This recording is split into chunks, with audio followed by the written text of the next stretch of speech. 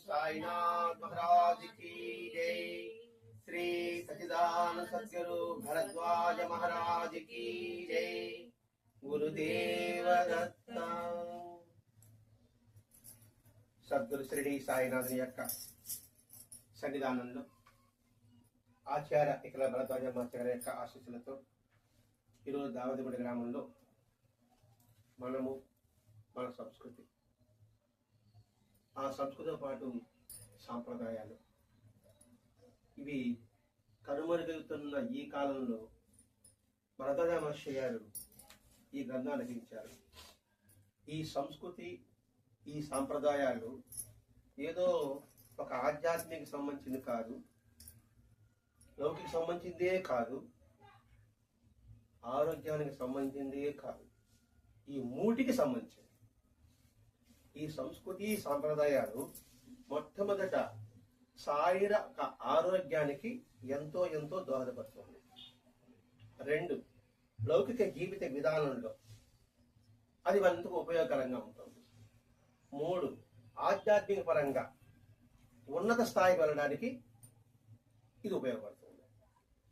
ఇప్పుడు ఈ సాంప్రదాయాలు, ఆచారాలు, పండుగలు చేసుకుంటున్నాం, అలాగే తిరణాలు చేసుకుంటున్నాం, జాతరలు చేసుకుంటున్నాం, దేవాలయానికి వెళ్తున్నాం. దేవాలయానికి వెళ్ళడంలో కూడా ఆరోగ్య సూత్రం ఇమ్మడబడి ఉంది. ఒక్కొక్క దేవాలయం వెళ్ళినప్పుడు ఎలా వెళ్ళాలి, ఎలా దర్శించాలి అనే విషయం గత వారంగా తెలుసుకుంటూనే వస్తున్నాం. ఆ తర్వాత సంధ్యావందనకు వచ్చారు. సంధ్యావందనం ఎలా చేయాలి, ఎవరికి చేయాలి, అందరూ చేయగలమా, లేదా కొంతమందికి అది ఉపయోగపడ్డారా అంటే అందరూ చేయడానికి కూడా అవకాశం ఉంది. దాని తగ్గ విధానాలు మనకి మహర్షులు చెప్పి ఉన్నారు. తర్వాత ఈరోజు ఏంటి, సాంబ్రాణి కడ్డీ వెలిగించడం అద్భుతం. మనం ప్రతి సత్రంగా తెలుసుకుంటున్నాం సాంబ్రాణి కడ్డీ వెలిగించిన అంతరార్థం. ఇప్పుడు ఏమవుతుంది, సాంబ్రాణి కడ్డీ వెలిగించడంలో ధూపమును ఆస్వాదించడం వల్ల ఆయన శ్వాసకోశ సంబంధించిన వ్యాధులు రాకుండా ఉంటాయి, మంచివైతే.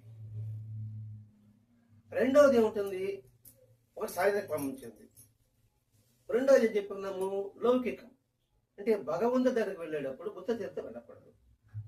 ఏదో పండు పొలం నాకు లేదు, కనీసం సాంబ్రాణి కడ్డీ తీసుకెళ్ళడానికి ఒక అవకాశం ఉంది.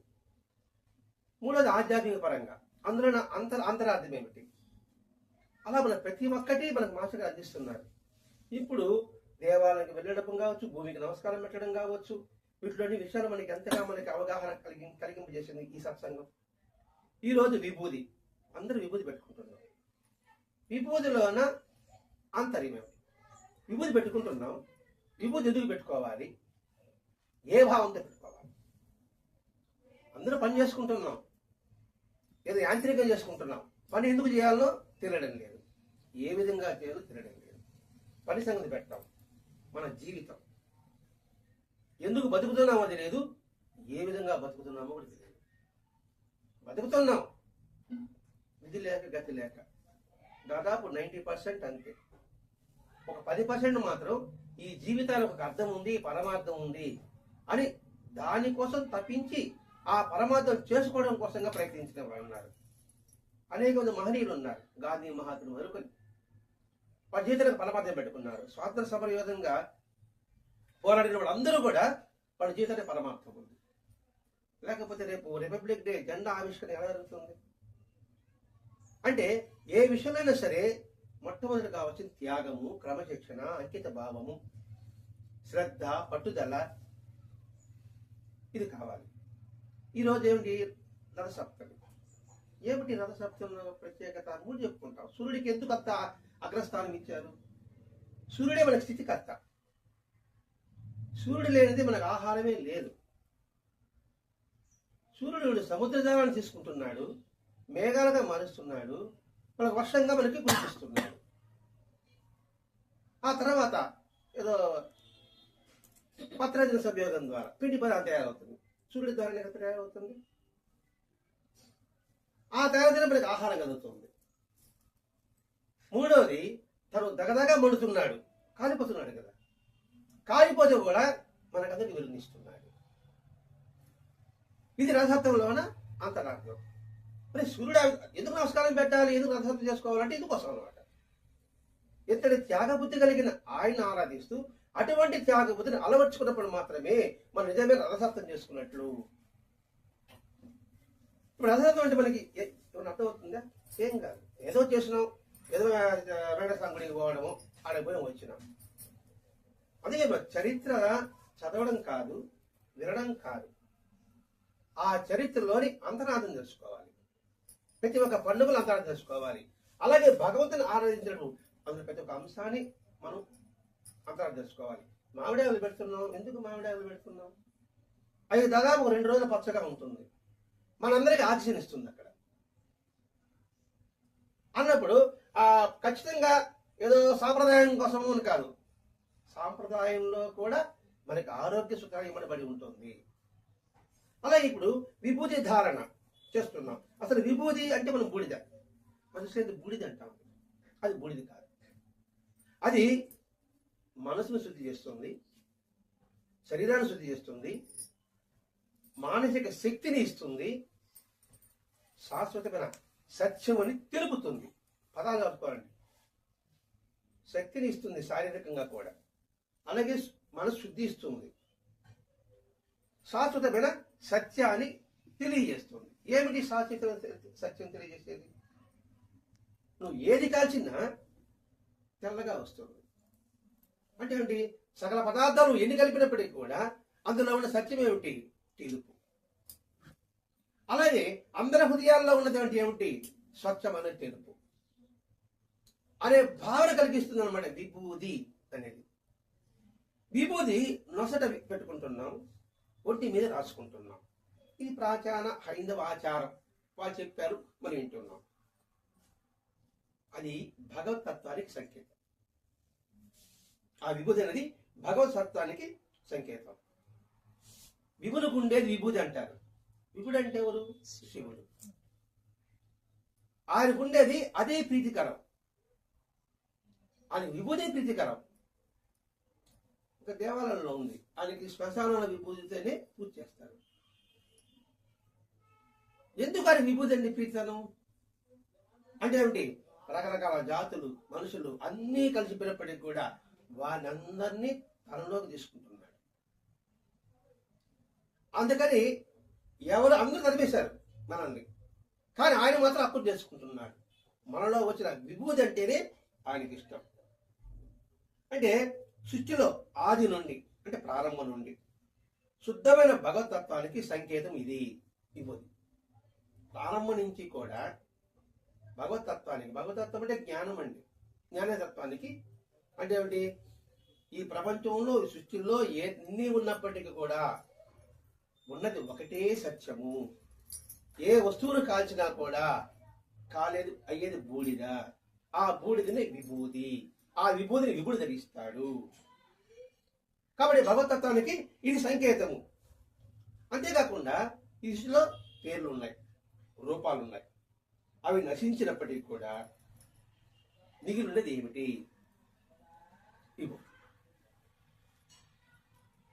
ఎందుకు చెప్తున్నాడంటే సత్యం తెలుసుకోవాలి మనం. ఎప్పుడైతే అన్నిటికీ మూలానికి కాల్చినప్పుడు విభూతి తయారు ఎలా అయితే మనం తెలుసుకున్నామో, అప్పుడు అందరిలో ఉన్న తత్వం ఒకటే అనుభవం మనకు కలుగుతుంది కదా. ఇప్పుడు అన్నమయ్య చెప్తాడు, పెద్ద రాజు అయినా కూడా పేదవాడైనా కూడా కలిసేది ఎక్కడ? ఆ మరుభూమి. అనుకున్నప్పుడు ఎక్కువ తక్కువ తేడాలు మనకి అనిపించదు కదండి. ఎక్కువ తక్కువ తేడాలు కనిపించకుండా ఉండడం కోసంగా, అనిపించకుండా కోసంగానే ఈ విభూతిలో ఉన్న రహస్యం అండి. ఆ విభూతాన్ని ఎప్పుడైతే నొసటుంటుందో, నొసటప్పుడు అది మనకి హెచ్చరిక చేస్తూ ఉంటుంది. ఒరే శుచి అంతా ఒకే చైతన్యం రా నాయనా, నువ్వు ఏది నశింపజేసినా కూడా అయ్యేది ఒకటే అన్నప్పుడు వాళ్ళు ఆ కులం వారు, ఈ మతం వారు, ఆ జాతి వారు, ఆ సాంప్రదాయాల వారు అనుకోవడం వెరితనము. అది మనం మర్చిపోతాం కాబట్టి అది గుర్తు కోసంగా విభూతి పెట్టుకుంటే అది మనకి ఇరుగుపరుస్తూ ఉంటుంది. జాగ్రత్త జాగ్రత్త జాగ్రత్త జాగ్రత్త అనే సంగతి. అందుకని విభూతి ధరించడం. నామరూపాలు నశించిన మిగిలిండేది మాత్రం భగవతత్వమే. నా పేరు లేదు, నా రూపం లేదు, అని నశించిపోయింది. నశించిపోయినటువంటి భగవతత్వం అంటే చైతన్యం, విశ్వ చైతన్యం. శరీరం నశించింది, చావు దేనికి? శరీరానికి. ఇది నశించినప్పటికీ కూడా నిలిచేది ఏంటి? ఆత్మతత్వం. అది శాశ్వతం. కాబట్టి ఈ నామరూపాలు, ఆ చెట్టు కావచ్చు, పుట్ట కావచ్చు, ఇంకోటి కావచ్చు, ఇంకోటి కావచ్చు, ఎన్నికైనప్పటికీ కూడా అది అయ్యేది ఏమిటి? విభూది.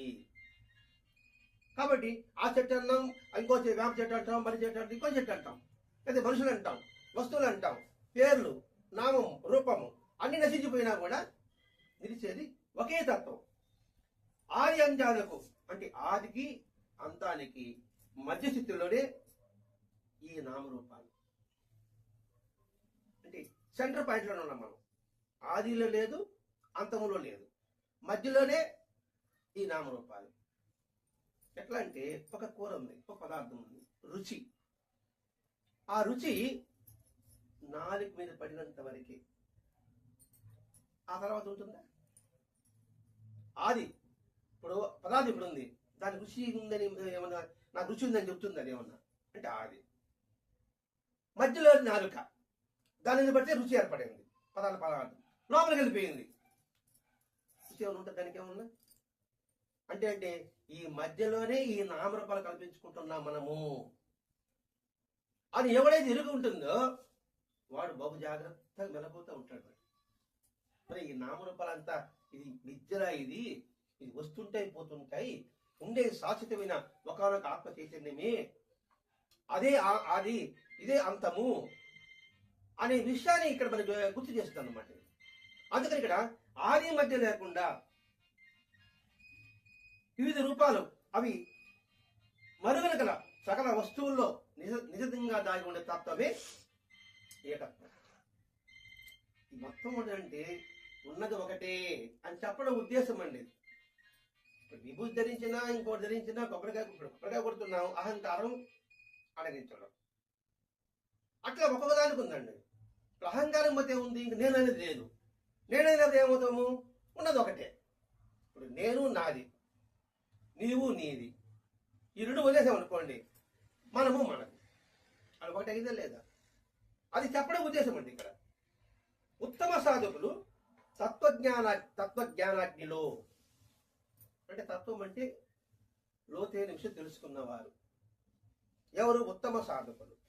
వివేకంతో వస్తువుల యొక్క తత్వాన్ని దహించి వేస్తారు. అంటే ఏమిటి? రూపాన్ని దహించేస్తారు, నామాన్ని దహించేస్తారు, ఉన్నది ఒకటే అనే భావన కలుగుతుంది. వారి దృష్టికి ఏకత్వాన అనుభూతి వాళ్ళు కలుగుతుంది. ఎవరికి? ఉత్తమ సాధకులు తత్వజ్ఞానాగ్నిలో వివేకంతో, పదం చూడండి, వివేకంతో అని పదం పడ్డాడు ఇక్కడ. వివేకం అంటే విచక్షణతో, ఆలోచించుతో. అంటే ఉత్తమైన సాధకులు, జిజ్ఞాసువులు నిరంతరము సాధన చేసుకుంటూ జ్ఞానాగ్నిలో వాటిని దహింపజేస్తారు. అంటే నిప్పులు వస్తారని కాదు, జ్ఞానం అనే అగ్నిలో ఆ భావం లేపన చేసుకుంటారు. ఇప్పుడు బాబా నిరంతరం అగ్ని కేసు చూస్తుండేవాడు అన్నప్పుడు మాసంలో ఒక వాక్యం రాస్తాడు, తన అహంకారాన్ని అలా చూస్తూ ఆ అగ్నిలో దహింపజేస్తున్నట్టుగా ఉంది అని రాస్తాడు సాహిత్య గ్రంథంలో.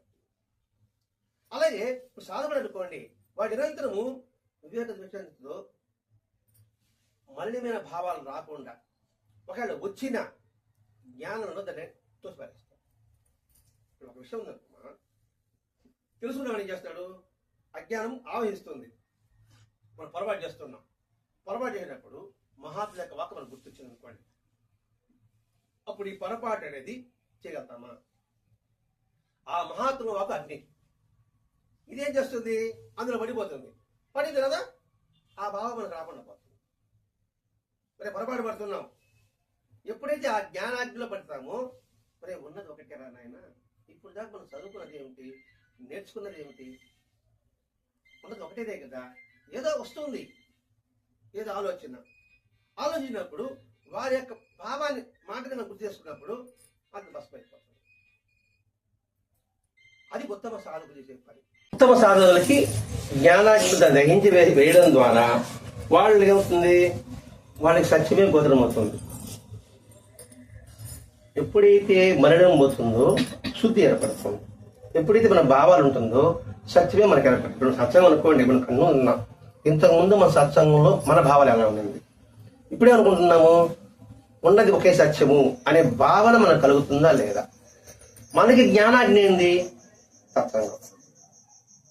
ఇంతకుముందు మరినబడిన మన మనస్సు ఈ జ్ఞానాగ్నిలో దగ్ధం కావడం వల్ల ఇప్పుడు మన ఈ దావతకు ఏమవుతుంది, అందరూ మన వాళ్ళే అని భావం వచ్చిందో లేదా? అది ఏకత్వం అంటే. ఎవరింట్లో కష్టం వచ్చినా మన కష్టంగా భావిస్తున్నాం, ఎవరింట్లో సంతోషం ఉన్నా మన సంతోషంగా భావించుకుంటున్నాం. అంటే ఏమిటి? దుఃఖము సంతోషము పంచుకున్నప్పుడు అది ఏకత్వమనా కాదా? అలాగే ఈ విభూతి కూడా రకరకాల నామరూపాలు దహనమైనప్పటికీ కూడా ఉన్నది ఒకే ఏకతత్వము. అంటే పదే పదే విలుస్తున్నాడు. ఎందుకంటే పదే పదే పదే గుర్తు తెచ్చుకోవడం కోసంగా. అందుకని సర్వ లయకర్త అయిన శివుడు దీని పట్లకే ఆయనకి ప్రియం. ఎవరైతే ఈ భావనతో పెట్టుకుంటారో వాడంటే ఆయనకి ప్రియం. అర్థముంది? విభూతి అంటే ఒకే ఏకత్వము అనే భావంతో ఎవడైతే పెట్టుకుంటాడో, పెట్టుకుని ఆ భావాన్ని చివరి సాయంకాలం వరకు ఎవరైతే నిలుపుకుంటాడో వాడంటేనే శివుడికి ఇష్టం. విభూతి పూసుకున్న వాడేవాడు శివుడు కాడు. శివుడు అంటే ఏంటి? అర్థం ఏంటి? శుభాలు కలిగించేవాడు అర్థం అంటే. శివ అంటే శుభాలు కలిగించేవాడు అర్థం. ఈ భావంతో పెట్టుకున్నప్పుడు వాడు అందరికీ శుభమా అశుభంగా కలిగిస్తాడు? వాడి ప్రవర్తన అశుభంగా ఉంటే శుభంగా ఉంటుందా? శుభంగా ఉన్నప్పుడే శివుడు అంటే మీరందరూ శివుళ్ళే. వీడు శుభంగా ఉంటే మీరందరూ ఇష్టపడతారు. అంతే కదా? మీరందరూ శుభంగా ఉంటే వీడు ఇష్టపడతాడు అనే భావం నిలుపుకోవడం కోసమేనండి. కాబట్టి విభూతి ప్రియుడు. ఎందుకని విభూతి ప్రియుడు అంటే అందులో భావాన్ని గ్రహిస్తున్నాడు కాబట్టి. ఇప్పుడు కృష్ణ భగవానుడికి అటుకులు ఎందుకు ప్రియమైంది ఆయనకి? సరే, అటుకులు పక్కన పెడదాం. వెన్నమూత ఎందుకు ప్రియమైంది ఆయనకి? ఏదో పాలు ఇష్టపడకూడదా? వెన్న ఎందుకు దొంగిలించాడు? కారణం ఏంటి? నేను పెరుగు తినకూడదా? మన సేవచనం ఆ నల్లకొండలో వెన్ననే తీసుకునేవాడు, ముదికి పోసుకునేవాడు, అతను పనిచేయవాడు. పాలు మరగబెడతాం, మరగబెట్టిన తర్వాత చల్లారుస్తాం, చల్లార్చిన తర్వాత మజ్జిగ చుక్క వేస్తాం, వేసిన తర్వాత చిలకతాం, చిలికిన తర్వాత వెన్న ముద్ద వస్తుంది. ఆ వెన్న ముద్ద మన మజ్జిగలు వేస్తే కలుస్తుందా? మన జీవితం కూడా మొట్టమొదటి స్వచ్ఛమైన పాలని మనం అది బాగా మరగాలి. మరగాలంటే వేడి. వేడి అంటే సద్గురు యొక్క సాంగత్యం. అందుకే గురుకులంలో పడేస్తాడు. 5 సంవత్సరాలకే గురుకులంలో పడేస్తాడు. అది బాగా కాలుతాడు వాడు. అంటే ఏంటి? గురు సేవ చేసి అనేక దెబ్బలు తిట్లు అన్నీ పడతాడు. అంతైన తర్వాత అది తిరిగిన తర్వాత ఈ దెబ్బలు అందుకు తగిలింది మనం బాగుపడడం కోసమే అని కూల్ అవుతాడు. ఇంకా ఏ దెబ్బ వచ్చినా కూడా వాడు కూల్ అయిపోతాడు. వాడు ఎప్పుడైతే కూల్ అవ్వడం అంటే అహంకారం పోయి ఉంటుంది, వినయం వస్తుంది. ఎప్పుడైతే కూల్ అయిపోతాడో అప్పుడు గురువు గారు ఒక జ్ఞానం వాక్ సుఖదులు ఆడతాడు. ఇప్పుడు కానీ పడతాడు. వేడివేడిగా ఉన్నప్పుడు, కోపంగా ఉన్నప్పుడు ఏం చెప్పి తింటాను వా ఏనో చల్లారిదాకా అంటే నిజమే కదా అంటాం. కోపంగా ఉన్నప్పుడు మీరు నడిచాను అనుకోండి, మీరు అరుస్తారు. ఇంకేం నేను మంచి మాట చెప్పేది ఇక్కడ. అందుకని ఇతడు కూల్ అయిన తర్వాత గురువు ఒక చొక్కేస్తాడు. గురువు ఒక చొక్కేస్తానే దాని గురించి మరణం చేసుకుంటూ ఉంటాడు. చూస్తారే గట్టిపడిపోతుంది.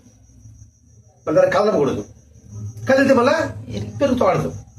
కదలకుండా ఏంటంటే మనసు చంచలం కాకుండా ఆ వాక్యాన్ని నిరంతరము మరణం చేసుకోవడం. ఆయన కదలకుంటున్న తర్వాత అప్పుడు చిలకాలి. చిలకడం అంటే మన యొక్క జ్ఞానము పలచపడాలి. పలచపడితే తిరిగితే గడ్డ అతుకుంటుంది. చిలికామంటే ఎంత వస్తుంది. అవునా కదా? అంటే మన జ్ఞానాన్ని కొంచెం పలస చేసి అందరికి అట్టుపడతారు. ఆ పలస చేస్తానే అందులో సారం అంతా కవ్వాలి కంటుకుంటాం. అంటే ఏంటి? వాటి పుణ్యం అంతా కూడా అట్ట అనుకుందాం. అట్ట మనకు అర్థమైనట్లో నా కవ్వ మీద మెల్లిగా తీసిన తర్వాత ఒక ముద్ద చేస్తాం. చేసిన తర్వాత అందులో వేసిన మునగదు. అంటే ఏంటోడి ఈ లౌకికంలోనే ఉంటాడు. మధ్య పలసనం అంటే ఈ లౌకికంలోనే ఉంటాడు. ఈ లౌకికంలో అందులో నుంచి వచ్చింది వెన్న, అందులో పడేసినా కూడా మునగడు. అదంటే ఆయనకి ఇష్టం. మన జీవితం వెన్నలాగా తయారైతే అది భగవంతుడు ఇష్టపడతాడు. ఇంత కథ ఉందండి ఇక్కడ. శివుడు ఎందుకు విభూతి చేస్తాడంటే అందుకు, కృష్ణుడు ఎందుకు నన్నముద్ద అంటే ఎందుకు. అటుకుల్లో కూడా అర్థం ఉందండి. సరే, అటుకుల సంకటం చెప్పుకుందాం. అంటే అజ్ఞాన రూపాలను అనేక నశించిపోయిన తర్వాత, ఏది ఈ పాపంలో కూడా అన్ని జరిగిన తర్వాత శుద్ధమైన ఘనతైనట్టుగానే ఆ పరమాత్మ తత్వమే శివుడు. అందుకని అటువంటి శివుడు పూజ్యభావానికి సంకేతము. శివుడు అంటే మనం ఏం చెప్పుకున్నాం? శుభాలు కలిగించేవాడు. ఆ శుభాలు కలిగించేవాడు అయిన తర్వాత వాడి పట్ల గౌరవం ఉండదా? వాడిని పూజించాలని ఉండదా? అర్చించాలని ఉండదా? అది దాని సంకేతం అయిపోతుంది. అయిన తర్వాత శివభక్తులు ఉన్నారు. శరీరం మీద పూసుకుంటారు, నుదుడు పెట్టుకుంటారు. ఎందుకు శరీరం మీద పూసుకుంటారు? ఈ శరీరం దేహం కూడా శాశ్వతం కాదురా నాయన. అందుకని గుర్తుపెట్టుకోవడం. ఏనాడికైనా మనం కూడా బూడిది కావాల్సిందే. ఆ నిరంతరం జ్ఞప్తి తెచ్చుకోవడం కోసం అన్నమాట. ఎప్పుడైతే తను కూడా బూడిది కావాలి అనుకున్నప్పుడు వాడు ఎంత జాగ్రత్తగా ఉంటాడు. వాడు ఈ దేహం శాశ్వతం కాదు, ఎప్పటికైనా నేను కూడా బూడిద అవ్వాల్సిందే అన్నప్పుడు ఈ దేహం మీద ప్రీతి ఉంటుందా? ఉంటుందా? అవకాశం లేదు. ఎందుకు దీని మీద ప్రీతి పెట్టుకోవడం? ఇది అశాశ్వతమే. దీని మీద ప్రీతి పెట్టుకోండి. శాశ్వతాన్ని ప్రీతి పెట్టుకో, నీకు ఉపయోగం ఉంటుంది. అశాశ్వత ప్రీతి పెట్టుకుంటే ఏం ఉపయోగం ఉంటుంది? టీవీ మీద పెట్టుకుంటే ఏం ఉపయోగం ఉంటుంది? అది ఎప్పుడు పోతుంది. అది ఆ టీవీ డబ్బు మీద ప్రీతి పెట్టుకో, ఇంకో దగ్గర పనికి వస్తుందేమో. ఎగ్జాంపుల్ కండి అని గుర్తు కోసం. ఇప్పుడు చూడండి, కొందరు వైష్ణవులు చూడండి, ఇక్కడ శంకు చక్రాలు ధరిస్తారు. మీరు గమనించారు, ఐవర్లలో శంకు చక్రం వేసుకుంటారు. ఎందుకు? నిరంతరం ఎరుగు కోసం, గుర్తు కోసం. శైవత సరిస్తారు, విభూతి పూసుకుంటారు అనమాట. ఇటు శరీరానికి, ఇది నుదుటికి. అంటే ఏమిటి? సంకేతం, గుర్తుండడం కోసంగా. ఎందుకు మంగళసూత్రం? ఎందుకు గాయత్రి? ఇది చెప్తే మనకు అర్థమవుతుంది. అంటే నిరంతరం మనకి గుర్తు చేస్తుంటారు అనమాట. సౌభాగ్యవతి గుణకు తంతు ఉంటుంది. అది అదేవిధంగా మగవాళ్ళకి గాయత్రం, నిరంతరం సుచిత్రలయ స్వరూపం, ఆ నిరంతరం గుర్తుపెట్టుకో అని. అదేవిధంగా తిలకం పెట్టుకోవడం కావచ్చు, మెట్లేసుకోవడం కావచ్చు, గాజులు పెట్టుకోవడం కావచ్చు, ప్రతి ఒక్కటిలో కూడా అర్థం ఉంటుంది. ఇవన్నీ దేనికి మూలం? సాంప్రదాయానికి మూలం, సంస్కృతికి మూలం. ఈ సంస్కృతి సాంప్రదాయాల ద్వారా ఇటు ఆరోగ్యానికి శారీరకంగా, ఇటు లౌకికంగా, ఇటు ఆధ్యాత్మికంగా కూడా మూటికి ఉపయోగపడేట్టుగా ఉంటుంది. ఎప్పుడైతే దీని మీద ప్రీతి పోతుందో ఇంకా దేని మీద మనకు ఆకర్షణ ఉండదు. అంటే దాని మీద ప్రీతి ఉండదు. ప్రీతి ఉండదంటే దానికి ఉదయ ప్రార్థన మనకి చాలా ఉందండి. ఆ ఉదయ ప్రార్థననే అన్నీ వస్తుంది. అందుకని ఉదయ ప్రార్థన నిరంతరము జపిస్తే కూడా ఇవన్నీ మనకి ధారణ అంటే ధరించడము. అప్పుడు శాశ్వతమైన శివతత్వ ధ్యానంలో నిమగ్నై ఉండడం వాడు దీక్షగా ఇది సహకరిస్తుంది. శాశ్వతమైన శివతత్వ ధ్యానంలో, శివతత్వం అంటే ఈ విశ్వమంతా కూడా ఒకే రక చైతన్య స్వరూపము. ఆ తత్వాన్ని అర్థం చేసుకోవడానికి తనలోనే ఉన్న ఆత్మను తెలుసుకోవడము, ఇది శివతత్వం. ఎప్పుడైతే ఈ వివిధ తత్వాలు అంటే అనేక రూపాల తత్వాల నుంచి మనం దాని ఒక ఏకత్వంలోకి వస్తాము, వచ్చినప్పుడు అంతా ఒకటైన దానికి ఇది సహాయపడుతుంది. సరే, ఈ పెద్ద గందరగోళంగా ఉంది. ఇప్పుడు పారాయణం కావచ్చు, ప్రదక్షిణ కావచ్చు, సత్సంగం కావచ్చు, వ్రతాలు కావచ్చు, ఇవన్నీ కూడా దేనికోసం చేస్తున్నాం? భగవత్ తత్వానుకుల్లో ఉన్న అంతరార్థం తెలుసుకుంటూ మన కోసం చేసుకుంటున్నాం.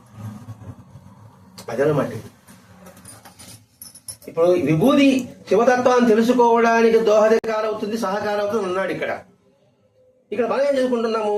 పారాయణ కూడా మన ఉన్నతికి సహకారం అవుతుందా లేదా? అలాగే దేవాలయానికి వెళ్ళడం కూడా మన ఉన్నతికి సహకారం అవుతుందా లేదా? ఇప్పుడు దేవాలయ దర్శనం చేసుకున్నాం, భూమికి నమస్కారం పెట్టుకుని తెలుసుకున్నాం, సంధ్యావనం గురించి తెలుసుకున్నాం. ఇవన్నీ దేనికోసం? ఆధ్యాత్మిక మెట్లు ఇవి. ఒక్కొక్క మెట్టు పైకి వెళ్ళడానికి మెట్లు లేకపోతే ఎలా? ఇప్పుడు మెది పైకి వచ్చాము, మెట్లు లేకపోతే పైకి ఎలా రాగలం మనం? పైకి రావడానికి ఆ మెట్లు ఏ విధంగా అయితే సహకారో అదే విధంగా మనం చేసే పారాయణ కావచ్చు, వ్రతాలు కావచ్చు, సత్సంగం కావచ్చు, భజన కావచ్చు, పూజ కావచ్చు, కుంకుమ ధరించడం కావచ్చు, విభూతి ధరించడం కావచ్చు, ప్రతి ఒక్కరు కూడా సహాయకరి, అంటే మనకి సహాయపడుతుంది. అందువల్ల ఈ విభూతి కూడా ఆధ్యాత్మిక ఉన్నత స్థితి పోవడానికి ఇది సహాయపడుతుంది. అంతేగాని విభూతి పెట్టుకున్నంత మాత్రాన శివుడైపోడేవాడు ఆధ్యాత్మికతకి పునఃస్థాయికి వెళ్ళడు. ఆ భావంతో నిరంతరము గ్రహిస్తేనే అవుతుంది. ఊరికే చదివితే చాలు పుస్తకంలో, దాని అంతరార్థం తెలుసుకుంటే ఎగ్జామ్ బ్రహ్మాండంగా రాయగలం. అంతరార్థం తెలుసుకోలేము అనుకోండి, బట్టి పెట్టి రాసిన వాడిని తెలిసిపోతుంది. వాడు కరెక్ట్గా బట్టి పెట్టి రాసినా కూడా కరెక్ట్గా 10కి 10 మార్కులు వేయడు. దాని అర్థాన్ని తీసుకురాసిన వాడికి 10కి 10 మార్కులు వేస్తాడు. అట్లా అన్నమాట ఇది. అందువల్ల మొత్తము ఒకటే గుర్తింపుకి ఇది సహకారి అవుతుంది. ఆరోగ్య సూత్రాల ప్రకారం కూడా దేహానికి విభూతి పరిశుభ్రతను, చల్లదనాన్ని, చురుకుదనాన్ని, వ్యక్తిలో ఉన్నతమైన శాంతి స్థానానికి ఇది దోహం చేస్తుంది. విభూతి పూసుకోవడంలో కూడా ఆరోగ్యానికి ఎంతో మంచిది. విభూతి అంటే మామూలుగా సువాసన ఉన్న విభూతి కాదండి. విభూతి పిడకలు, ఆవు పిడకలతో చేయాలి. దాంతో కాల్చి చేసిన విభూతి, దానికి కొన్ని ఉంటాయి. వాడు చేసిన విభూతి మాత్రమే ఆరోగ్యానికి మంచిది. అంతేగాని సువాసన మీద విభూతి పెట్టుకుంటే మాత్రం కాదు. ఒక వ్యక్తిని చూసినప్పుడు పామర దృష్టికి అతని గుణదోషాలు, లౌకిక సంబంధాలు, రాగద్వేషాలు ఇవన్నీ మనలో భావాలు మెదులుతాయి. ఇప్పుడు మనం చూసామనుకోండి, మీలో ఉన్న గుణాలు కనబడుతుంది, మీలో ఉన్న రాగం అంటే ఒక మీరు ఎవరిని ఇష్టపడుతున్నారో, మీరు ఎవరిని ద్వేషిస్తున్నారో, ఇవన్నీ లౌకిక సంబంధాలు ఇవన్నీ మనకు కనిపిస్తాయి. కనిపించినప్పుడు ఏమవుతుంది? ఒకరి పట్ల ఇష్టము, ఒకరి పట్ల ఇష్టము, ఒకరి పట్ల ద్వేషము, ఒకరి పట్ల రాగము, ఆ తర్వాత లౌకిక సంబంధాలు. అంటే వీళ్ళతో పరిచయం పెట్టుకుంటే మనకేం లాభం, వీళ్ళతో పరిచయం పెట్టుకుంటే మనకేం నష్టం. కాబట్టి వాళ్ళని సత్సంగంగా పోతే మనకు ఉపయోగం, కాబట్టి వాళ్ళని సత్సంగంగా పోతాము. వాళ్ళని అక్కడ దూరం వాళ్ళని మనకి ఏమో ఉపయోగం అంటే వాళ్ళకి పని లేదు. ఆ సత్సంగంగా కాకుండా ఏదో సాగు చెప్పుకోవడము ఇవన్నీ మనకి ఏర్పడతాయి. అలా ఏర్పడినప్పుడు వివేకంతో దాన్ని నిరోధించాలి. సత్సంగం ఎవరి కోసం పెట్టుకుంటున్నాం? ఎవరి కోసం వెళ్తున్నాం?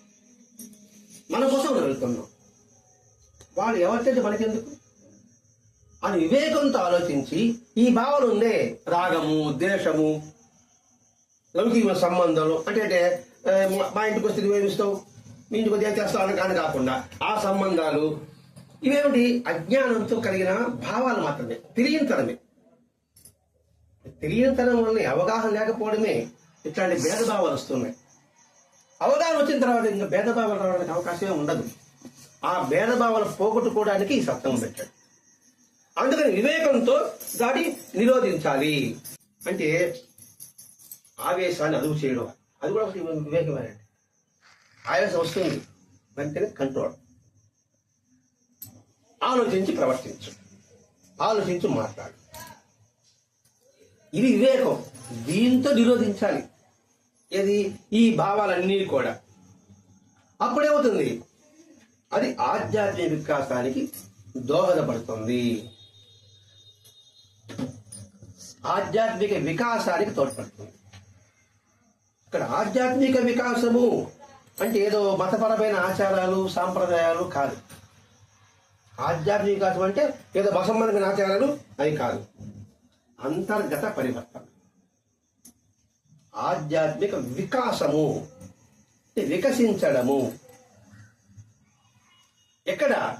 పైకి కాదు, బాహ్యమయం కాదు, అంతర్గతంగా వికసించడం.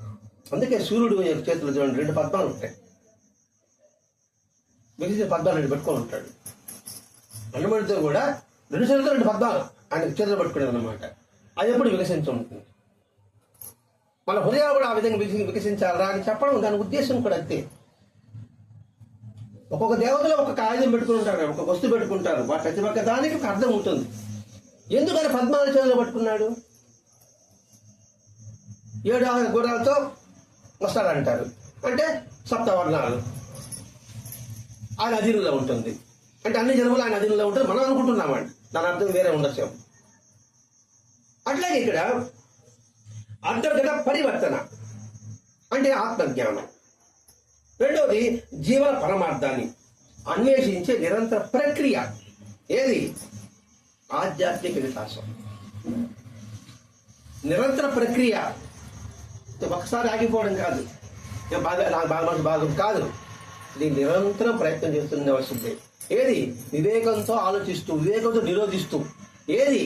రాగము, ద్వేషము, లౌకిక సంబంధాలు, అజ్ఞాన భావాలు అవి పోగొట్టుకోవడానికి నిరంతరం చేసే ప్రక్రియే చేస్తే ఆధ్యాత్మిక వికాసం కలుగుతుంది. ప్రతిరోజు వాదులు చుట్టుకుంటేనే ఆరోగ్యపరంగా ఉంటాము. ఇప్పుడు అర్థం. ప్రతిరోజు బాగా స్నానం చేస్తేనే దుర్వాసన లేకుండా ఉంటుంది. ఒకరోజు చేసి ఒకరోజు మానేస్తామా? ఇది మరి అంతర్గత కూడా ప్రతిరోజు కూడా నిరంతర ప్రక్రియ. ఇది నిరంతరం శ్వాస ఉన్నంత వరకు నువ్వు చేస్తూ ఉండవలసింది. అప్పుడేమవుతుంది? మానసికంగా ప్రశాంతత కలుగుతుంది. రోజు తలస్నానం చేయండి, ఎలా ఉంటుంది? చాలా ఫ్రెష్గా ఉంటుంది. మనం వారానికి ఒకసారి చేస్తాం. అంటే ఎగ్జాంపుల్ చెప్పుకుంటున్నాను. అంటే ఆచరణ కూడా మానసిక ప్రశాంతత కలిగి ఉంటుంది. మానవుడు ఏదో ఉన్నత స్థాయి చేరుకోవడానికి ఉపయోగపడుతుంది. ఏది ఉపయోగపడుతుంది? మలయాళకు వస్తున్నాం. వివేకంతో అవివేకాన్ని నిరోధించు. ఈ సింపుల్ ఒక మాట. అది వివేకంతో అవివేకాన్ని నిరోధించాలి. ఇప్పుడు ఒక వస్తువు ఉంది, ఒక చెట్టు ఉంది, దాన్ని మనం కొట్టాలనుకున్నాం అనుకోండి, పెద్ద చెట్టు, కత్తి తీసుకుంటే అవుతుందా? గొడ్డలు తీసుకోవాలి. అది వివేకంతో అరే గొడ్డలు తీస్తే త్వరగా దాన్ని నరికి పరేయవచ్చు. ఆ గొడ్డలికి మనం రోజు పదులు పెట్టాలి. పదులు పెట్టకపోతే పడుతుందా? మనసు కూడా అంతే. అలా కాదు, ఒకసారి మూల పెట్టేసాం అనుకోండి, అదే చిలుము పడుతుంది, ఎంత కొట్ట కూడా పోదు, అవి త్యాగం. అలాగే మన భావాలు కూడా అవి త్యాగం. ఇలా ప్రతి ఒక్కరూ కూడా విభూతి దానం చేసినప్పుడు వివేక దృష్టికి అది దోహదం చేస్తుంది. ఏది? విభూతి పెట్టుకుంటానే ఇవన్నీ మనం గుర్తు రావాలి. మళ్ళీ అది గుర్తు మళ్ళీ భగవతత్వం, ఆ తర్వాత అన్ని నామరూపాలు రక్షిస్తే విభూతి తయారవుతుంది.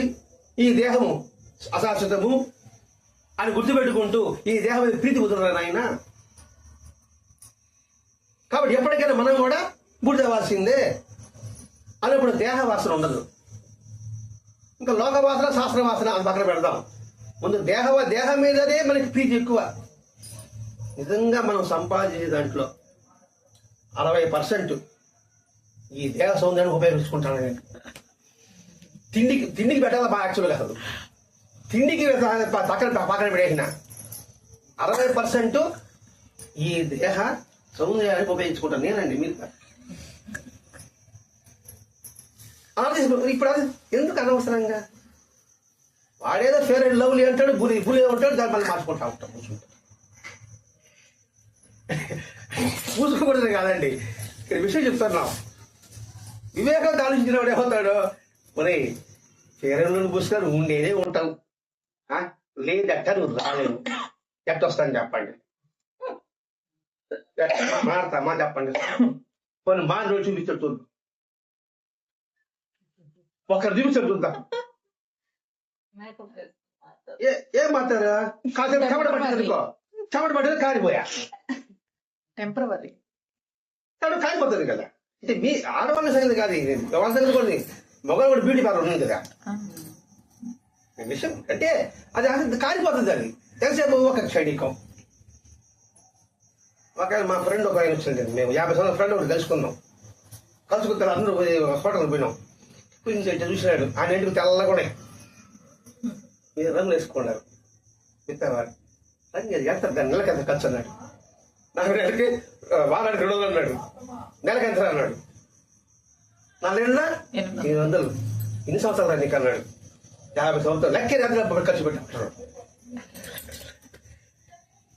అది మా ఫ్రెండ్ అంటే వాస్తవం చెప్తున్నాడు. అంటే ఎందుకు చెప్తున్నాడంటే ఇది పెట్టుకోమనే పెట్టుకోకూడదని కాదండి, సత్యం తెలుసుకోవడానికి పెట్టుకోమని చెప్పము, పెట్టుకోవద్దని చెప్పము. వివేక దృష్టికి దోహదం చేస్తూ ఆ విభూతి పెట్టుకున్నప్పుడు కొంచెం మేలుకుంటుంది అన్న, ఈ భావంతో పెట్టుకో. ప్రతివారు పరస్పరం తమ రూపాలు అశాశ్వతమని, భౌతిక జీవితం అశాశ్వతమని ఈ స్వల్ప వ్యవధిని మూఢమైన పరస్పర ద్వంద్వభావాలతో వృధా చేసుకోబాక. ఒకరినొకరు శివరూపంగా దర్శించు, తద్వారా నీకు శ్రేయస్కరం కలుగుతుంది. అది ప్రబోధించడానికి అంటే చెప్పడానికి సరువులు అందరూ విభూతి ధారణ చేయడం ఆచారంగా మన పెద్దలు పెట్టారు. మగవాళ్ళు కూడా బొట్టు పెట్టుకోమని ఆచార సంప్రదాయం ఉందండి, ఒక కాలంలో ఉంది, అట్లా కథాదం వస్తూనే ఉందని. ఎందుకంటే ఎరుగు కోసమేనండి. ఇలా ఇవన్నీ తెలుసుకుని ఇవన్నీ మనకి ఎందుకంటే అనవసరం అనుకున్నాను. ఆయన కొట్టడు, ఆయన పెట్టుకోమని చెప్పడు, ఇది పెట్టుకుంటే బాగవుతుంది. లేదు మేము ఇలాగే ఉంటామండి, ఇప్పుడు ఏ స్థాయిలో ఉన్నామో తర్వాత కూడా ఈ స్థాయిలో ఉంటాము అనుకుంటే ఆయన ఏం కాదు, ఆయన ఏం కాదంటాడు. నేను పాస్ అవునండి, నేను ఈ కాదునే కూర్చుంటాను అనుకున్నాను సుందరకాండల బ్రహ్మానందం లాగా. వాడేమో క్లాస్ లోనే ఉంటాడు, వెంకటేశ్వర లెక్చరర్గా వస్తాడు, వాడికి ఎవరు నష్టమా? అంటే హాస్యం కాదండి, వాస్తవం తెలుసుకోవాలి. ఇక్కడ ఉన్న స్థాయిలో ఉండడం కాదు, పై స్థాయి వెళ్ళగలగాలి మనం. ఇప్పుడు మనకు అవకాశం వారానికి 1 గంట కాదు, వచ్చి జన్మకి 2 గంటలు రావాలి. ఈ బుద్ధిని మార్చుకోవడానికి 2 గంటల వ్యవధిని మనకు కావాలంటే ఇప్పుడు ఈ 1 గంటని ఉపయోగించుకోగలగాలి. అందుకని చెప్తాం ప్రతి ఒక్కరు శివరూపంగా. మీ గోత్రాలు ఏం చెప్పండి? అందరూ శివగోత్రాలే. అట్ట వస్తుంది శివగోత్రాలు అంటే ఒక్కొక్కరు గోత్రం ఉంటుంది. ఇంకా మీరు అదృష్టవంతులు, అసలు అవశ్యం కదండి. మీరు అనుకుంటున్నారు మీరు తక్కువ కాదండి, అందరూ శివగోత్రాలే, ఏ గోత్రం తేడా లేదు. మీరు ఎవరైనా అందరూ శివగోత్రం సరే, ఈవులే కాదు, ఈ ఊరు ఏ ఊరైనా సరే అందరూ శివగోత్రాలే. ఎంతటి మర్మం ఉంది అందులో. శివుడు అంటే శుభగోత్ర, శుభం కలిగించేవాడు, శుభం కలిగించే గోత్రం మీది, శుభం కలిగించే గోత్రం మీది, శుభం కలిగించే గోత్రం మీది. మీరు శుభం కలిగించకుండా అశుభం కలిగిస్తే ఆయనకి అవమానించినట్టు లెక్క. ఇది కామెడీ కాదండి, వాస్తవం చెప్తున్నాను.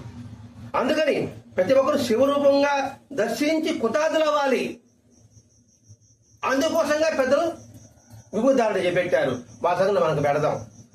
మనకందరికీ శివగోత్రం వచ్చిందని కారణం ఎందుకు పెట్టాడు భగవంతుడు?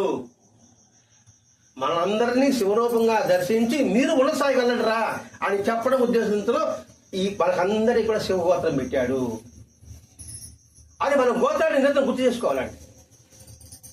ఆయన అంశము మనం అందరం కూడా. మరి ఆయన అంశం మనం అందరం ఉన్నప్పుడు ఇంక వేరే భావం ఎలా ఉంటుందండి?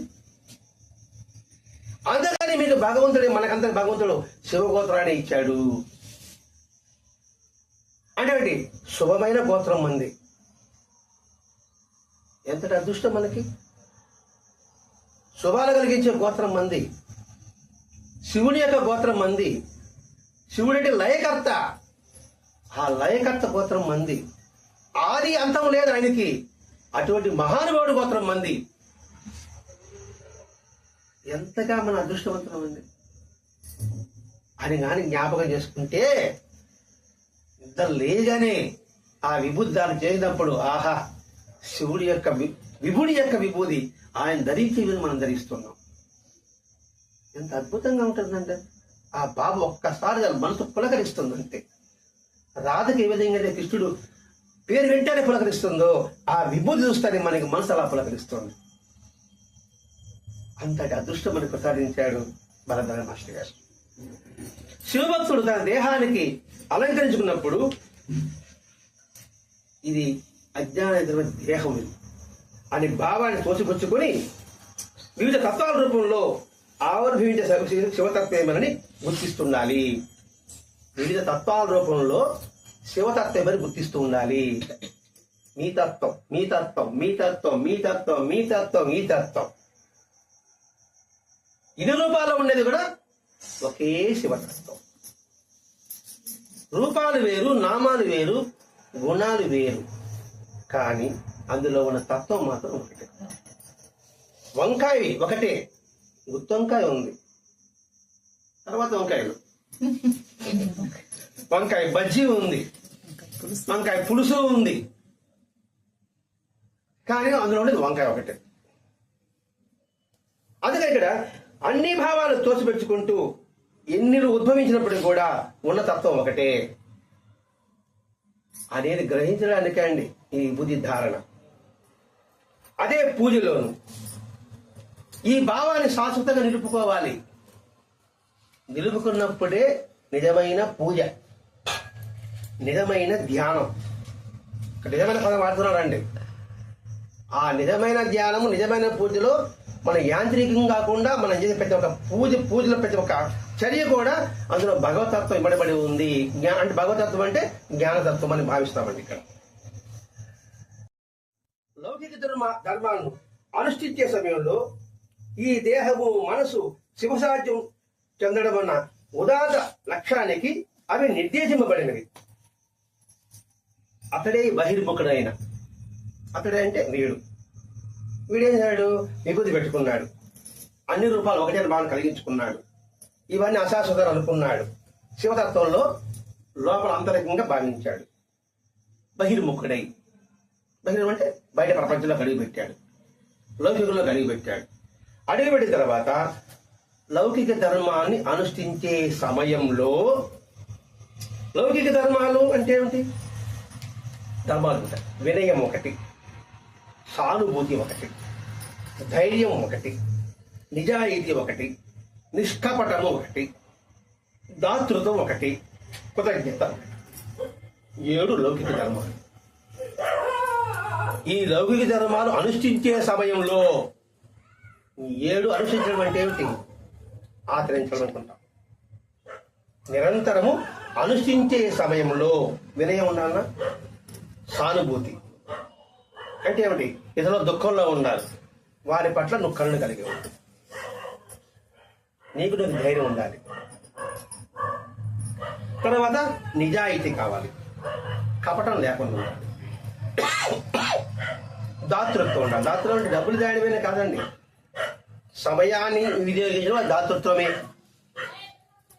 అయిన తర్వాత కృతజ్ఞతాభావం కలిగి ఉండాలి. ఎవరి పట్ల? సృష్టి పట్ల, ప్రకృతి పట్ల. ఇవన్నీ అనుష్ఠించే సమయంలో ఈ దేహము, ఈ మనసు శివసాధ్యం పొందడానికే ఉద్దేశింపబడినవి. ఏది విభూతిధారణ చేసుకుంటూ, శివతత్వం ఒకటే భావన కలిగించుకుంటూ, లౌకిక ధర్మాలు ఆచరణలో పెట్టుకున్నప్పుడు ఇవన్నీ దేనికి ఉపయోగపడుతుంది? ఆయన శివ సాయుధ్యం పొందడానికి. సాయుధ్యం అంటే ఆయన సన్నిధికి చేరడానికి. చూడండి, శివ సాయుధ్యం అన్నాడు. శివుడు అంటే శుభం కలిగించేవాడు, సాయుధ్యం అంటే ఆయన సన్నిధంగా ఆయన దగ్గర ఉండాలని ఉద్దేశం. ఇవన్నీ ఆచరించినప్పుడు ఆయన దగ్గరికి వెళ్ళడానికి ఇది దోహదపడుతుంది. మనలో మురికాని, ఇప్పుడు పిల్లవాడు ఉన్నాడు, వాడు ఆడుకుంటున్నప్పుడు గబక్కన ఎత్తుకుంటాం, వాడినే ఉన్నా వాడిని శుద్ధి చేసి ఎత్తుకుంటాం కదండి. అలాగే ఆ శుద్ధి చేసి బ్యాకప్ చేస్తే అప్పుడు నేను బొగ్గకి వెళ్తా. అంతవరకు ఏమన్నా తాకండి, నేను పురిగా తాకుతాను, అన్నీ తాకను, చదువుతుంది అంతే. కాబట్టి ఆ శివ సాయుధ్యంకి ఇది నిర్దేశింపబడింది. అందువల్ల త్రికరణాలను, త్రికరణ అంటే మనస, వాచ, కర్మ.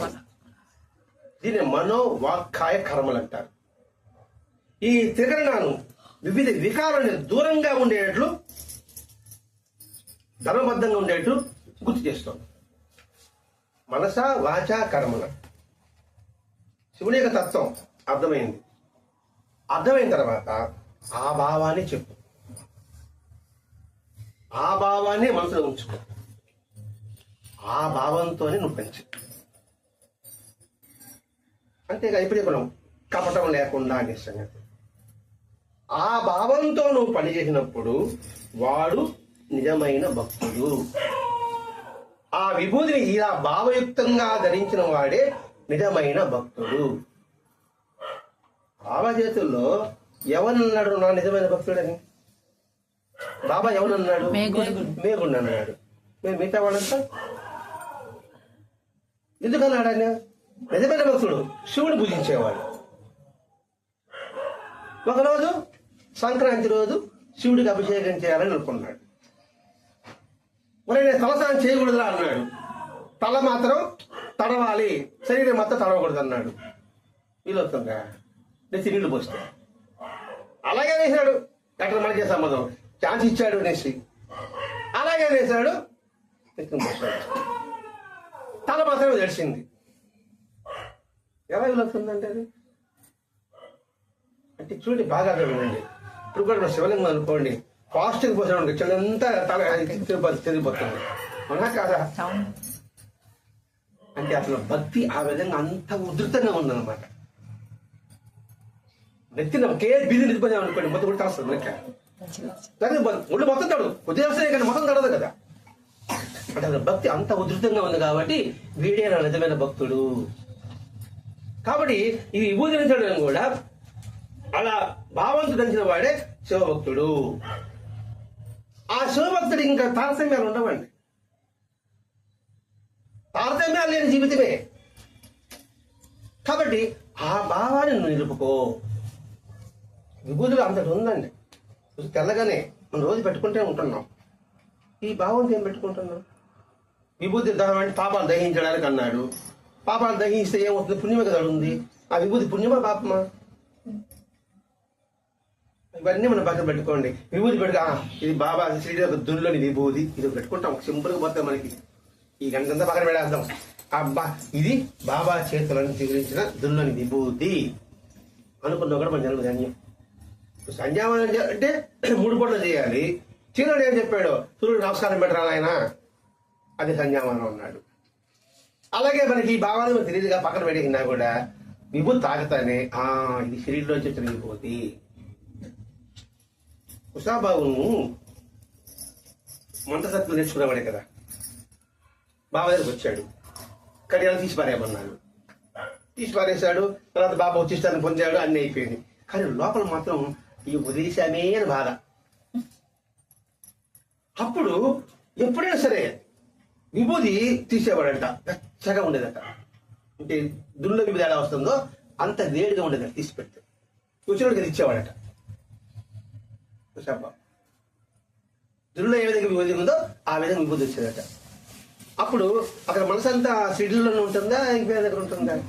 ఇదండి మొత్తం ఈ బాధ అంటే ఈ భారతం అంతా ఏంటంటే ఏకత్వం కలిగించడం ఆయన.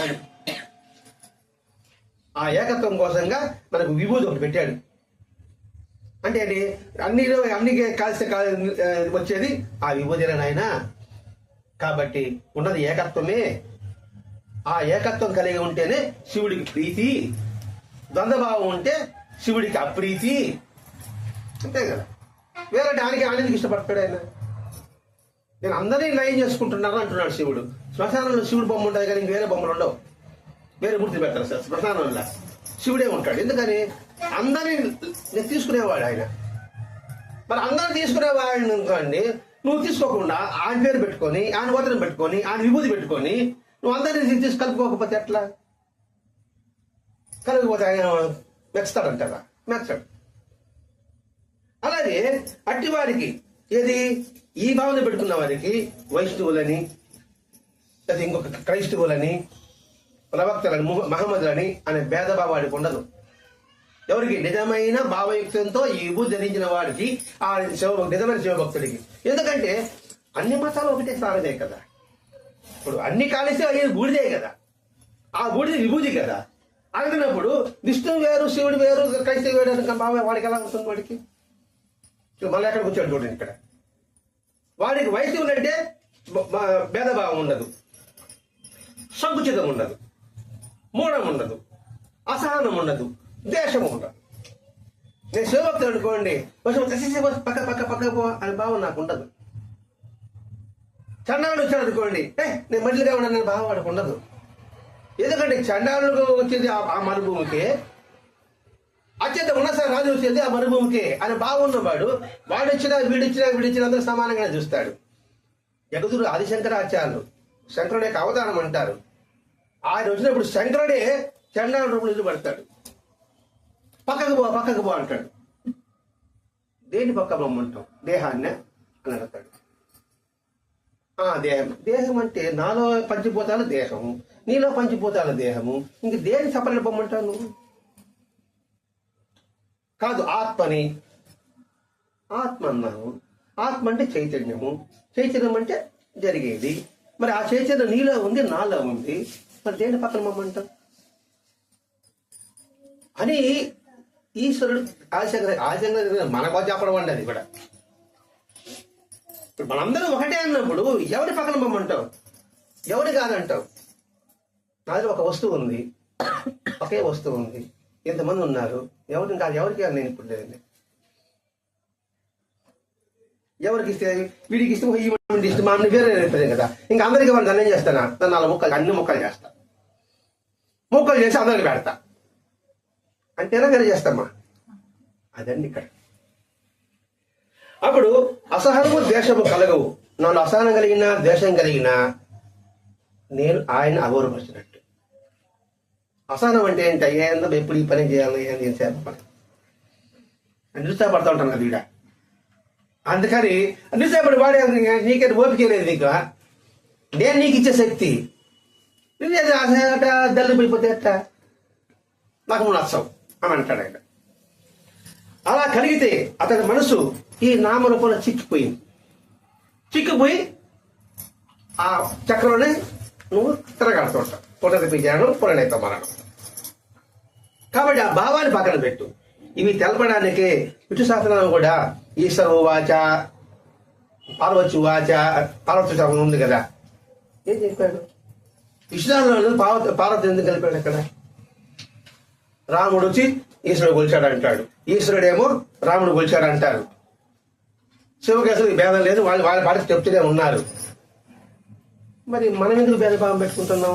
అంటే మన నిజమైన భక్తులము కాము, ధన్యవాడు. ఇదే ఇప్పుడు హిందూ ధర్మం అంటున్నారు, సనాతనం అంటున్నారు. ఏంటి సనాతనం చెప్పింది ఏంటి? సపరేట్గా చెప్పారు మనల్ని ఏమన్నా ఆ ధర్మంలో? అందరూ ఒకటేనే భావం చెప్పారు కదా.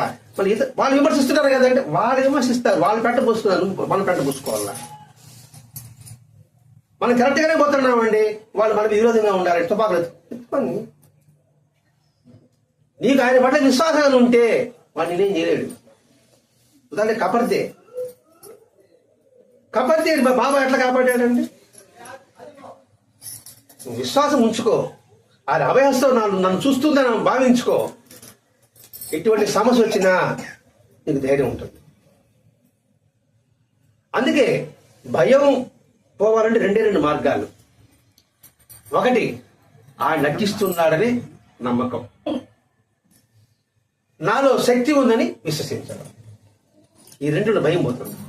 అర్థమైంది లేదు కాదు.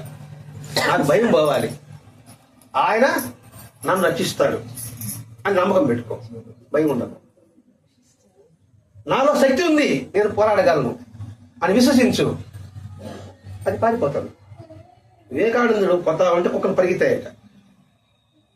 పరిగిస్తామంటే ఏం చేశాడు? టక్కని తిరిగి తిరిగినాడు, టక్కన ఆగిపోతుంది కుక్క. భయం ఎక్కడ ఉంటుంది? ఇంటి విధానండి ఇక్కడ. అందుకల విష్ణుధర్మంలో శివప్రసక్తి ఉంది. ఎందుకు ఋషులు దండం పెట్టారంటే ఇందేనండి. విష్ణు సూక్తం ఉంది, నారాయణ సూక్తం ఉంది, మరి రుద్ర అధ్యాయం కూడా ఉంది కదండి. ఎందుకు పెట్టారు మహాత్ములు? అంటే ఇది మర్చిపోయి శివ వైష్ణవ భేదం చూపేవారు తమ ధర్మాలకే కాదు సమిష్టిగా హిందూ ధర్మానికే కళంకం తెస్తున్నారు. రాయేశ్వర మాట ఎప్పుడు రాశారు? ఇంద్రుని కొట్టుకుంటున్నారు కానీ హిందూ ధర్మానికి కళంకం తీసుకొస్తున్నారు. ఒకరిని విమర్శించడం ఎందుకు? వాడి దారి వాడు పోతున్నాడు, వీడి దారి వీడు పోతున్నాడు, వాడు సైకిల్ మీద పోతున్నాడు, వాడు రిక్షాలో పోతున్నాడు, నువ్వు కారులో పోతున్నావు, నువ్వు బస్సులో పోతావు, ఆయన ట్రైన్లో పోతున్నాడు. లేదండి మీరు కూడా కారు ఎక్కాల్సిందే అంటే వాడాడు కారు ఎక్కడు. వాడు సైకిల్ మీద ఎక్కినా చేరేది ఎక్కడికి? ఆ గమ్యానికే కదా. వాడిని ఎందుకు విమర్శిస్తారు? అందుకే ప్రతి చెప్పుకుంటారు, నా చొక్కా ఆయన జరిగిపోతుంది, ఆయన చొక్కా నాకు జరిగిపోతుందా? లేదండి నా చొక్కాలను వేసుకోవాలంటే అది ఎట్ట పడుతుందండి? లేదా ఆయన చొక్కా నేను వేసుకోవాలంటే అది అంత వేరేతనంగా ఉంటుందండి. అందుకే మా చూడండి, తమ ధర్మాలకే కాదు సమిష్టిగా హిందూ ధర్మానికే కళంకం తెస్తున్నారు. వాడు విడిపోయేది కాదు, మళ్ళా అసలు ధర్మానికే కళంకం తెస్తున్నారు. అందుకంటున్నాము, బాబాను పూజిస్తున్నాము, లేదా కృష్ణుని పూజిస్తున్నాము, లేదా రాముని పూజిస్తున్నాము, లేదా ఏ వెంకటేశ్వరం పూజించవచ్చు కాక వాళ్ళు చెప్పిన ధర్మాలను పాటించకపోతే వాళ్ళకి కళంకం కదండి, వాళ్ళని అగౌరవపరిచినట్టే కదండి. అందుకే బాబా అంటాడు, ఈ లోకానికి పిచ్చి పట్టింది, ప్రతివాడికి దుష్టబుద్ధి అదే లక్షణంగా ఉంది, అదే ప్రత్యేక లక్షణంగా ఉంది. దుష్టబుద్ధి కాదు, కుటిల బుద్ధి అంటాడు. ఇప్పుడు దుష్టబుద్ధి కుటిల బుద్ధి కాదు, అది ప్రత్యేక లక్షణంగా ఉందట వాడికి. వాడి మాట నేను వినను, వాడి సైడ్ ఎందుకు చూస్తాను, వాడికి సహాయం చేయను. ఎంత చదివినా కదా మనం ఏమాత్రం గుర్తుపెట్టుకున్నాం. కుటిల బుద్ధి ఎంతమంది మనం విడిచిపెట్టుకుంటున్నాం, అది ఎవరి కూడా పరిశీలించుకోవాల్సిందండి. నాకుంది నీకు లేదు, నీకు లేదు నాకుంది అని కాదండి ఇక్కడ. అందుకే ఆత్మవిమర్శ, ఆత్మ పరిశీలన చేసుకుంటూ ఉండవలసిందే. ఇక చూడు, వాడు చెడిపోవడం కాకుండా సమిష్టిగా హిందూ ధర్మానికే కళంకం తెస్తాడు. అందుకే సాయిబాబా పేరు చెప్పే అనేక ఆచార సంప్రదాయాన్ని మనం ఖండించాలి. వాళ్ళు అనుకుంటున్నారు మేము ఈ గోతంగా పెట్టుకున్నాము, మేము గుర్తు కోసం పెట్టుకున్నాము అని. బాబా చెప్పాడా? నాకు పడ్డాడు చూడరా అన్నాడు. ఇది చూడని వాడు నువ్వు మాల ధరిస్తే, వస్త్రాలు ధరిస్తే మాత్రం నీకు అలా గుర్తుంటుందండి. వేగంగా అప్పుడే నేను మాలేస్తే నేను సపరేటు, మీరు సపరేటు, మీరు మాల వేసుకున్నా నేను మాల వేసుకున్నా, కాబట్టి మీరు తక్కువ నేను ఎక్కువ. అసలు తత్వాన్ని మనం మర్చిపోతుంది అన్నమాట. అక్కడ ఇతర మత దృష్టిలో కూడా మనం విమర్శిస్తున్నారు కదండి. ఇప్పుడు ఇతర మతం మనం విమర్శిస్తున్నారు లేదా?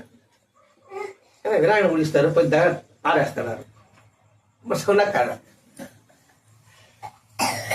పటాలు బ్రహ్మాండ పటాలు తెచ్చి పెట్టుకుంటాము. తెచ్చి మాసిపోయిందంటే ఈ శివాలయంలో తెలుగు ఆరేస్తాము. అవునా కాదా? తెచ్చుకోవడం ఎందుకు? పెద్ద పట తీసి పెట్టుకుంటా నేను.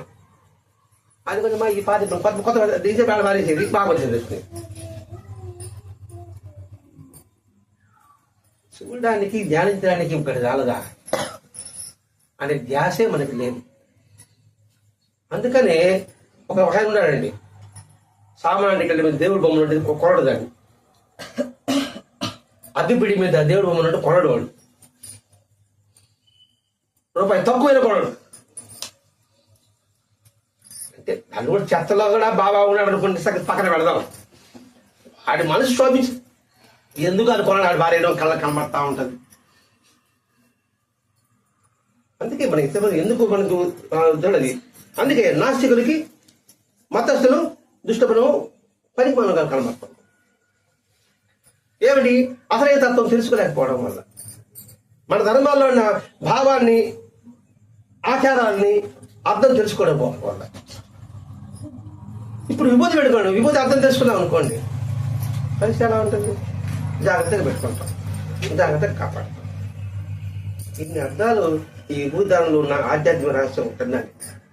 ఇది మనకి అర్థమైనది మనం చెప్పుకున్నాం. ఇందులో గూఢార్థాలు చాలా ఉంటాయి. అది పండితులకి, మనం పామరులం, పాలబడులు చదువుకుంటున్నాం. కానీ మనకు అర్థమైన రీతిలో మనం భాష చెప్పుకున్నాం. మనం ఇక్కడ ఇందులో మనం అంతగా ఒకటేమనుకున్నది, విభూతి పెట్టుకున్నప్పుడు ఏకత్వం కలిగి ఉండాలి. అదే శివతత్వము. మనందరం శివ గోత్రాలు కాబట్టి మనందరం కూడా శుభం కలిగించే గోత్రాలను జన్మించాము. కాబట్టి మనం కూడా అందరికి శుభాలు కలిగించాలి. అందుకే గురుబంధువులు సాయి బంధువులు అంటే కాదండి, గురువుతో బంధం కలిగి ఉంటే గురుబంధువు, సాయితో బంధం కలిగి ఉంటే సాయి బంధువు. బంధం అంటే ఏమిటి? ఆయన ఇష్టం నా ఇష్టం అవ్వాలి, అప్పుడే బంధం. ఎలా బంధం ఉంటుందండి? అంతేకాని బాబాను పూజించే వాళ్ళంతా సాయి బంధువులు కాదు, మాస్టర్ని పూజించే వాళ్ళంతా గురుబంధువులు కాదు. వారు చెప్పిన విధానాన్ని అనుసరించే వాళ్ళకి. ఇందుకు ఈరోజు ఒక మెసేజ్ ఇచ్చాడు, తల్లి పట్ల తండ్రి పట్ల కింద చూడండి, గురువు యొక్క జ్ఞానాన్ని పంచాలి. అదే నిజమైన విభూతి ధారణ. ఆ తత్వాన్ని ఈరోజు మనకి వరదాజి మాస్టర్ గారు ఈ మనము మన సంస్కృతి ద్వారా స్పష్టంగా తెలియజేశారు. అవకాశం ఉన్నంత వరకు ఈ భావాన్ని ఉంచుకోవడానికి ప్రయత్నం చేస్తాం. ఇప్పటికిప్పుడే మారిపోతాము అని కాదండి, ప్రయత్నం మాత్రం ఆపకుండా ఉండడానికి మనకి వరదాజి మాస్టర్ గారు దిశానిర్దేశం చూపించాడు. ఆ బావట్లో కొనసాగుతాం. స్వస్తి. శ్రీ సచిదానంద సద్గురు సాయినాథ్ మహారాజ్ की जय. శ్రీ సచిదానంద సద్గురు భరద్వాజ్ మహారాజ్ की